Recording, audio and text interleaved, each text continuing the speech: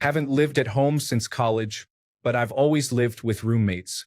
My lease is up at the end of this month, and I'm finally taking the plunge of living alone in 2 weeks. Not sure how I'll like it, but it's happening either way. Did not expect to get so many answers. I can't keep up and respond to everyone, but I truly appreciate all the tips. So many people have mentioned a bathroom trash can. I've always had one and never thought anything of it. The concept of men not having one is wild to me. Story 1. Figure out your personal limitations about being alone. Some people thrive being alone, but some need regular human interaction. If you don't have regular human interaction built into your day, like talking to people at work, you might have to figure out how to incorporate it into your week. The next thing to figure out is what you have been relying on others to help you with. I'm not talking about help with chores or paying bills. I'm talking about things like realizing you should head to bed because one of your roommates said they were heading to bed, or someone telling you that you look unwell before heading to work. These are the habits resulting from living with others that you don't have anymore. Everything else is just personal responsibilities that aren't specifically about being alone. Story 2-1. It's going to be quiet very often. If you are not okay with that, consider buying a Bluetooth speaker or some sort of white noise generator. Toilet paper, dishwashing liquid, laundry detergent, soap, shower curtain, plunger, towels, trash bags, and a can are all things you need to remember to buy. Consider buying less food more often. I'm not sure how the food arrangement was with your old roommate, but I know I threw a lot of old food away when I lived alone because I kept buying too much. If you start feeling lonely, don't be afraid to reach out. Living alone is a totally different experience, and in my opinion, it will teach you a lot about yourself that you didn't know before. Enjoy the peacefulness. Story 3. Be able to entertain yourself. Buy non-perishable foods when possible. Canned and dry goods last a lot longer than fresh goods. Throwing food away is throwing money directly in the trash. On the same note, eating out is super expensive, so do not splurge too often. Have non-critical medicine at the house. Stuff you do not need all the time, but when you do, you need it. Stuff like Dayquil and NyQuil for when you get a cold and really do not want to go to the store. Always have non-steroidal anti-inflammatory drugs available, Tylenol and ibuprofen, etc. Have a first aid kit. Know how to use the first aid kit. Have an all-purpose dry chemical fire extinguisher by the stove. Grease fires happen, and they are dangerous if you do not know how to put them out. Never put water on a grease fire. Learn how to sharpen a knife. Cooking with a dull knife is dangerous. If you are alone, it is more dangerous. Get renter's insurance. It is your stuff, and if the place burns down, the owner's insurance does not cover your stuff. Clean up the little messes before they become big messes. A big mess can be overwhelming, but wiping the countertop off while you are cooking is not. You do not have to be friends with your neighbors, but make sure you are not enemies. Story 4. A friendly nod or wave to neighbors here and there, or asking if they need help when you see them struggling with something, can help develop a nice sense of community. As an introvert, small talk can be challenging, but the benefits for me have outweighed the struggle. It gives me those warm fuzzies. Story 5. Keep your place clean. A little bit of cleaning each day in a different area will mean that you'll never have to have a 3-hour-long cleaning spree before you have a guest over. Story 6. Get a little set of jingle bells for each entrance door to the apartment. That way, you know the things that go bump in the night are foolish neighbors and not sickle-wielding maniacs who picked the lock, just because it didn't sound like Santa Claus exploded on your doormat. Story 7. I'd say go out, even just for a walk, every day. Being alone constantly in your small bedroom might drive you crazy or make you very depressed. I mean, especially if your country is under lockdown. Story 8. Only buy vegetables you plan on eating or using. I repeat, only buy vegetables that you plan on eating or using. If you're second-guessing, then you actually don't need it or want it. You're just throwing money away. Story 9. Set aside cleaning time during the week, and make sure you save extra money for rent and utilities for a rainy day. Groceries are expensive, so always increase your budget by $100. Don't worry about decorating. I'm still buying things a year in, laughing out loud. Yes, I hope you're responsible. Always pay your bills first. Story 10. Learn how to be alone with yourself. A lot of people go through life not actually understanding this concept. I moved out early and learned silence can be loud. My dad hadn't lived by himself until he was in his 50s, and it was hard on him. Learn how to be alone with yourself and feel at peace. Story 11. The first couple of weeks are going to be tough, lonely and anxious. You have a girlfriend, so that will help. But living alone is extremely peaceful, and coming home to your own place, just the way you left it, is very rewarding. Also, you will have to be proactive about your social life. People are not just going to show up or be around anymore. Story 12. The freedom will be intoxicating initially, and being alone doesn't help. But eventually, you'll learn to parent yourself. Try to be aware of this, and it will make a ton of difference. I spent most of my first year playing video games, binge-watching Netflix, watching adult content, and eating unhealthily. Don't do that. Story 13. It is okay to ignore creaks. No one is trying to break in. Don't forget to stock a first aid kit. By the time you realize you need it, it will be too late to go buy one. There is a tremendous amount of value in being exactly responsible for the messes that you make. You have no one to blame but yourself. Try to keep regular sleep schedules. You can stay up until 4 a.m. every night, but should you? If you're drinking because you're bored, find something else to do. Likewise with masturbating. Doing it at 1 p.m. in the afternoon in the living room because you can is liberating, but then it quickly loses its appeal. Story 14. Make sure you have a hobby that is fulfilling. What I realized during my year and a half away from everyone is that even if I play video games or something, it won't be enough.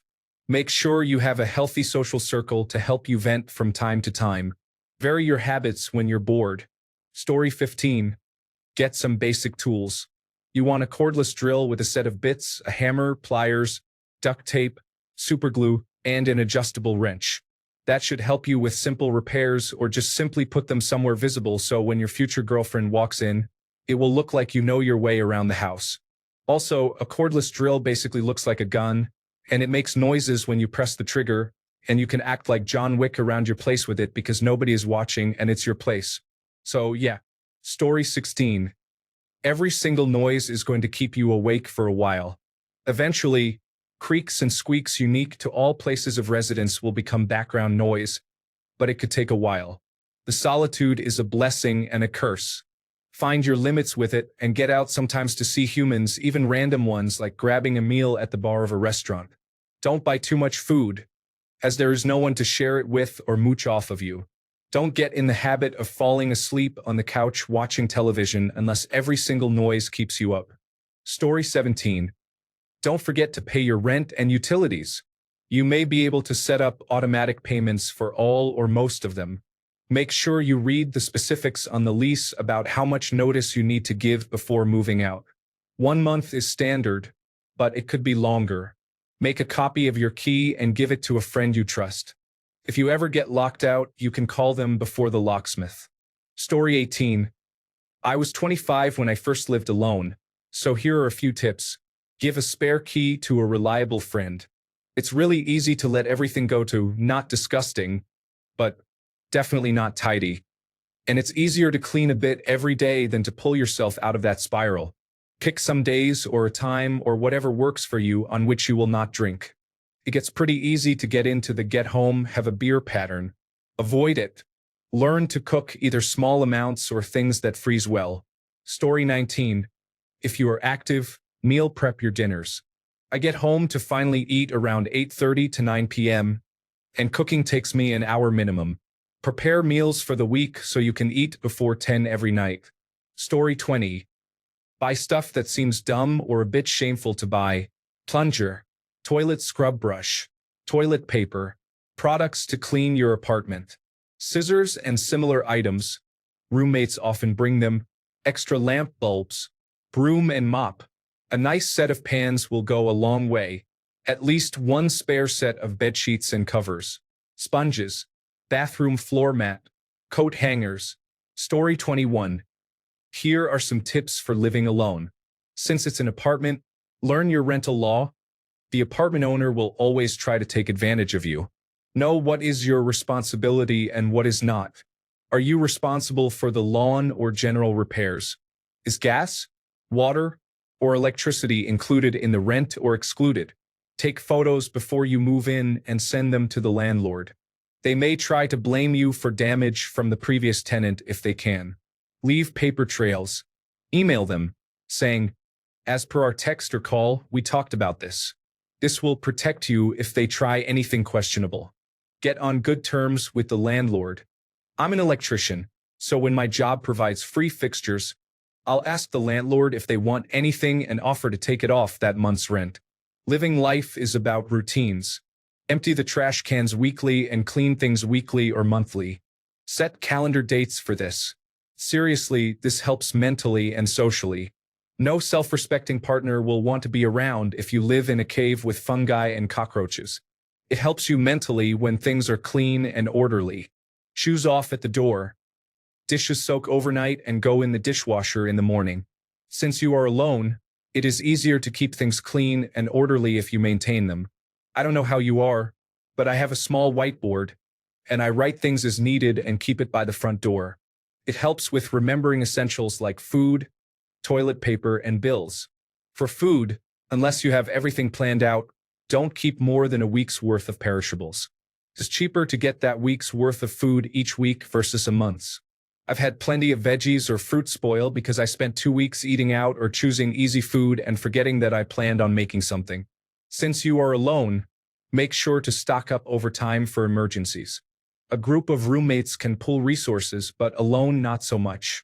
If you are in Florida, for example, make sure to have supplies for when hurricanes knock out power and water. It's better to have it and not need it than to need it and not have it. Story 22. Put your knives pointed side down in the dishwasher. Keep your apartment clean, including the bathroom. You never know when you might have company. The one thing that will turn a girl off fast is a nasty apartment or bathroom. Story 23. I'm not sure there's that much, to be honest. The biggest thing might be that you might need to start thinking about actively hanging out and getting regular human interaction. When you have roommates, especially ones who are friends, you've almost always got someone to chat with or spend time with. It can be easy to slip into being a semi-recluse sometimes when you live alone. Just keep on top of that. Also, it's important to keep things like bills and paperwork well organized. It's easy to let that slip, but you'll thank yourself when you need to find that account number on the electricity bill and everything is filed away neatly in a folder or something. Story 24. Make sure you get renter's insurance. Trust me, you're really going to want it if something major happens, and it's pretty cheap.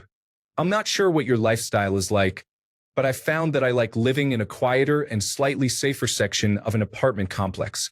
So I make sure I don't live on the ground floor, overlooking the pool or right next to elevators, garbage chutes, or stairs, and I try to get a corner unit. Ensure that you have at least 1 month's rent and utilities in a savings account that you don't touch. Emergencies happen, and you won't have roommates to help you out if something comes up. Have a separate account for car issues if you have an older car. Try to talk to some of the residents before you decide to rent a place. They'll give you a good idea of what it's like living there. When I first moved to the city I live in now, I stayed in an apartment for a few months to get my bearings, and it was horrible.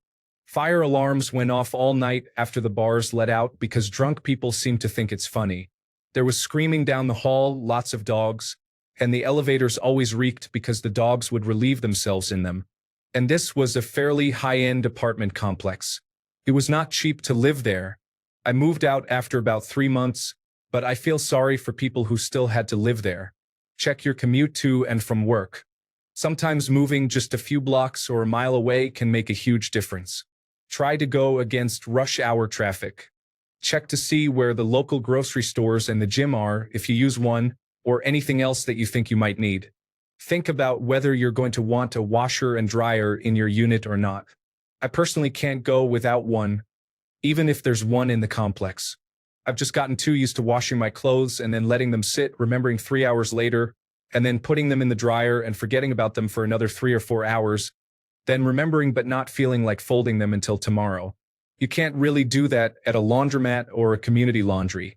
But if you're totally fine with that, you can possibly find a cheaper place to live that doesn't have those amenities.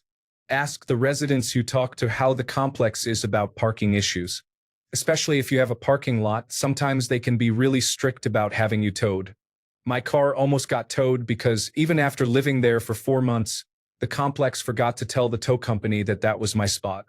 They just loaded up my car and were halfway out of the complex before I was able to run outside and protest.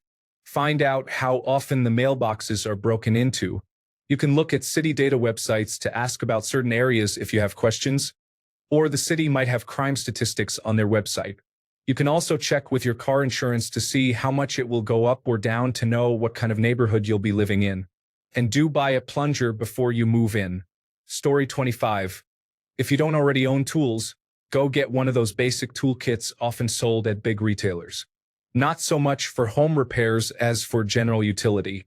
It's convenient to have a hammer and adjustable pliers or wrenches, and it's really not convenient to need something and get stuck rigging up some haphazard duct-taped utensil to retrieve something you dropped in the drain or stove.